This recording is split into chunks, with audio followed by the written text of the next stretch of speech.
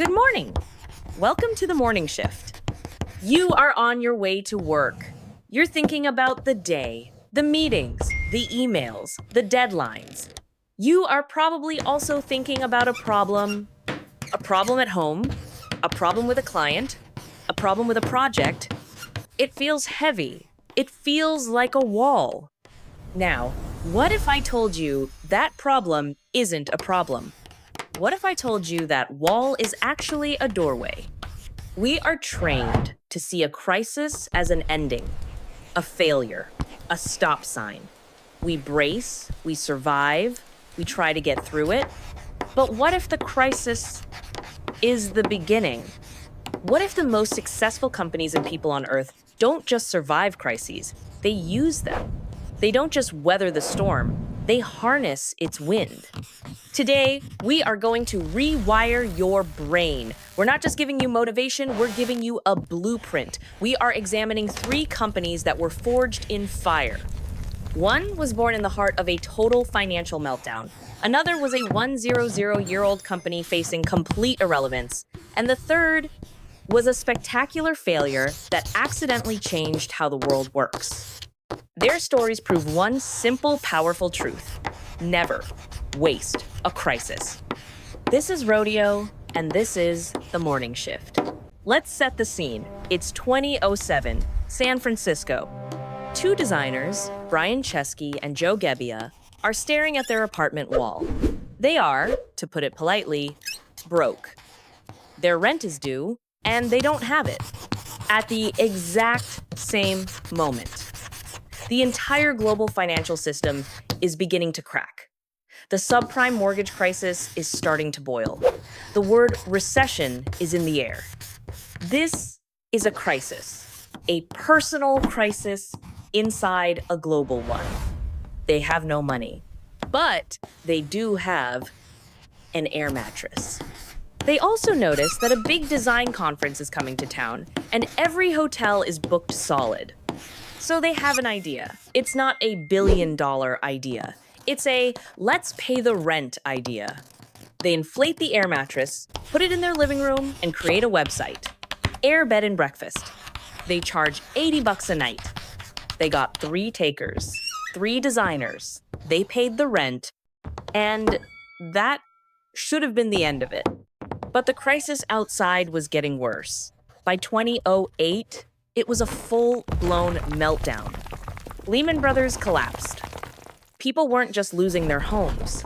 They were losing their jobs, their savings, their security.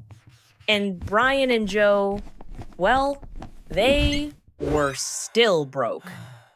The airbed and breakfast idea wasn't a business. Gentlemen, it was a the gimmick. Airbed is the They future needed of money portable comfort. fast, It and they sets needed up to get their instantly idea and in front of provides investors. orthopedic support. So, what did they do? They looked at the landscape. It's 2008. The US election was in full swing. Barack Obama versus John McCain. So, they designed cereal boxes. Yes, cereal. Obama owes the breakfast of change, and Cap'n McCain's a maverick in every bite. They bought huge amounts of generic cereal and glued together 1,000 custom printed boxes by hand. They sold them for $40 a box. They sold out. They made $30,000. It was insane, but it kept them alive. It was pure hustle, born from the desperation of the crisis. When they finally got a meeting with an investor, Paul Graham of Y Combinator, he famously hated their air bed and breakfast idea. He just didn't get it. People actually do this? Brian and Joe were about to be rejected, and then Joe Gebbia handed him a box of Obama O's. Graham looked at the box. He looked at them. He asked, You guys funded yourselves with this?" They said yes. Paul Graham later said he invested in them not because he loved the air mattress idea, but because of the cereal. He said, if you can convince people to pay $40 for a $4 box of cereal, maybe you can convince them to sleep in a stranger's house. He called them cockroaches. It was a compliment. It meant they wouldn't die. But here's the real lesson. Paying the rent was the problem. The cereal was the hustle. Neither was the opportunity. The opportunity was hidden inside the crisis itself. What did the 2008 financial crisis really create? Yes, it created a need for cheaper travel, but it also created something deeper. It created a global crisis of trust. People lost faith in banks, in governments, in big, faceless corporations. Think about hotels. They are anonymous, impersonal. The Air Bed and Breakfast idea, which they wisely shortened to Airbnb, wasn't just about a cheap room. It was about a human connection. It was about staying with a person. In a world that suddenly felt cold and corporate, Airbnb was offering trust. It was offering community. The crisis didn't just create their customers, people needing cheap travel. It created their hosts, people needing extra cash from their empty rooms. The crisis wasn't the obstacle to their business. The crisis was the entire market for their business. They didn't just survive the 2008 meltdown. They were built by it. They looked at a global financial fire and saw the fuel. Now, let's travel from a 2008 startup to a company that was already ancient. When you hear Nintendo, you think of Mario. You think of the Switch, the Wii, the Game Boy. You probably don't think of playing cards. Nintendo was founded in 1889. 1889. For almost 100 years, they did one thing. They made Hanafuda playing cards. They were a respectable, traditional, family-run business in Kyoto, Japan. And then, in the 1960s, their crisis hit. The Hanafuda card market, which they dominated, suddenly collapsed. The culture changed. People stopped buying them. Nintendo was dying. The founder's grandson, Hiroshi Yamauchi, was in charge. He was desperate. He had to pivot. And his pivots were disasters. He tried starting a taxi company. It failed. He tried running a chain of love hotels, the short-stay hotels in Japan. That failed, too. He tried selling instant rice. A complete, total failure. This 100-year-old company was lost. It was trying anything to survive and failing at everything. They were becoming a joke. The janitor's secret, no? The company was on the brink of bankruptcy, and its salvation wasn't in a boardroom. It was on the factory floor. One day, Yamauchi was touring his failing Hanafuda factory. He saw a janitor, a man named Gunpei Yokoi, playing with a contraption he'd built himself out of factory scraps. It was a simple, extendable claw hand. A toy. Yamauchi, out of ideas, stared at the toy. And in that moment, he had the pivot that would save his company. He ordered Yokoi to stop cleaning toilets and start developing that toy. They called it the Ultra Hand. It was a massive hit. It sold over 1 million units. Yamauchi realized his company wasn't in the card business. It was in the entertainment business. This janitor, Gunpei Yokoi, became one of the most legendary toy designers in history. He would later go on to create the Game Boy. But Nintendo wasn't safe yet. Their real crisis was just about to begin. By the early 1980s, Nintendo had dipped its toes into arcade games. They had a hit with Donkey Kong. They were thinking about making a home console. But across the ocean, in America, the entire video game industry was dying. It was the great video game crash of 1983.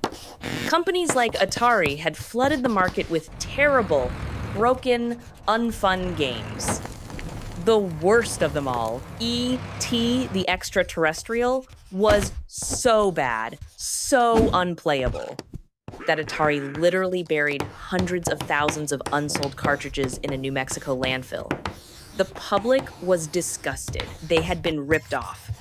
Retailers refused to stock video games. Parents refused to buy them. The media declared the video game fad dead. This wasn't a recession.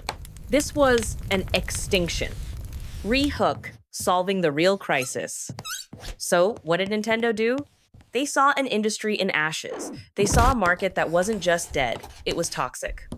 And they decided to run straight into the fire. This is the genius. Yamauchi understood the real crisis. The crisis wasn't people don't like video games. The crisis was people don't trust video games. Atari had broken the trust. So, Nintendo's entire strategy was about rebuilding that trust. When they launched their Nintendo Entertainment System, the NES, in America, they didn't even call it a video game console. They called it an entertainment system. They bundled it with a robot ROB to make it look like a high-tech toy, not a game console. And they added one more thing, a tiny golden sticker, the Nintendo seal of quality. That seal was a promise. It was a direct answer to the Atari crisis. It told parents, what's in this box works. It's fun. We guarantee it. Nintendo didn't just enter the dead market. They solved the crisis that killed it. While Atari was burying its failures in the desert, Nintendo was building an empire on the one thing Atari had thrown away: quality. They didn't waste the crash. They used it as a Trojan horse. So, Airbnb solved a new need created by a crisis. Nintendo solved an old problem exposed by a crisis. But what about our third story? What happens when the crisis is you? What happens when your big idea just fails?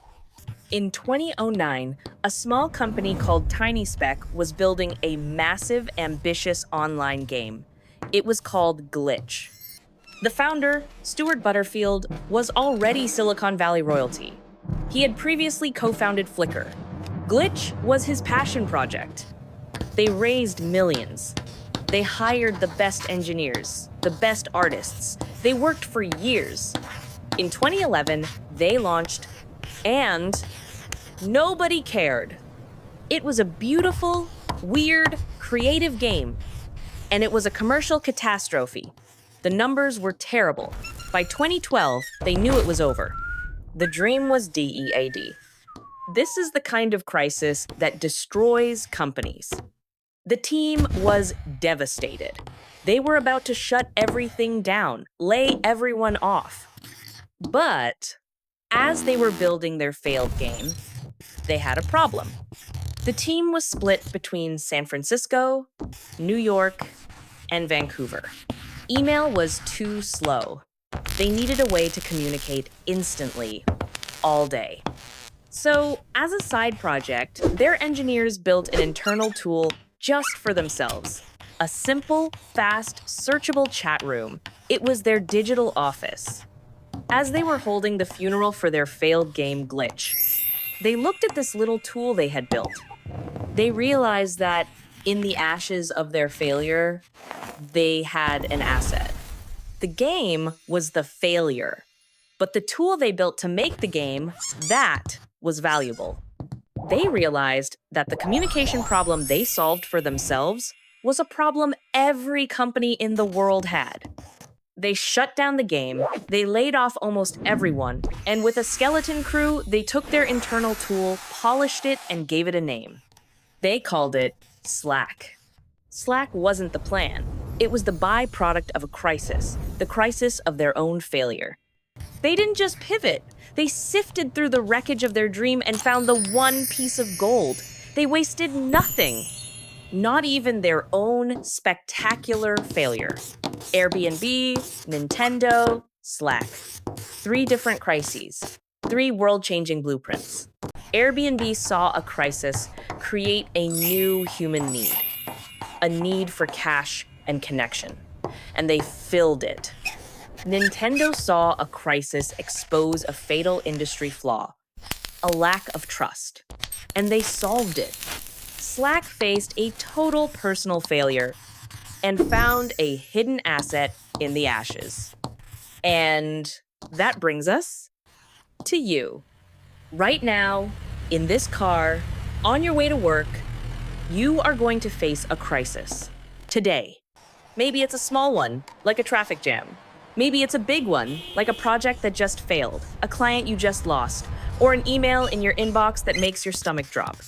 Your first instinct is to brace. to see it as a wall. But now, you have the blueprint. The obstacle is not in the way. The obstacle is the way. So when that crisis hits, instead of asking, why is this happening to me? I want you to ask 3 different questions. Question 1, what new need is this crisis creating? Is your client suddenly desperate for speed instead of perfection? Is your team suddenly needing clarity more than motivation? That is your AI Airbnb moment. Question 2, what hidden flaw is this crisis exposing? Did this failure reveal a weak link in your process? A communication gap? A bad assumption? That is your Nintendo moment. The crisis isn't the problem. It's the diagnostic tool showing you the real problem. And question 3, what hidden asset do I have that I can use? Did this failure leave you with a piece of code? A new relationship? A lesson learned? A tool you built? That is your Slack moment. Sift through the ashes, find the asset. Never waste a crisis. This is the kind of thinking we are built for here at Rodeo. We believe your commute is the most valuable part of your day. It's not dead time. It's the time to reframe, to rebuild, and to get inspired. If this is the kind of fuel you want for your journey, then this is the perfect moment. Maybe as you're stopping at a red light or pulling into the parking lot. To do 2 simple things. First, hit that subscribe button, turn on your notifications. It's your signal to us that you want to make every mile matter. Second, the conversation moves to you. We've talked about these giants. Now, let's talk about you. What was a setback, a failure, or a crisis in your own life that, looking back, you now realize was actually a necessary turning point? Leave your story in the comments below. Your experience of overcoming a challenge could be the very thing someone else needs to read this morning. Thank you for listening to The Morning Shift. Drive safe and go win the day.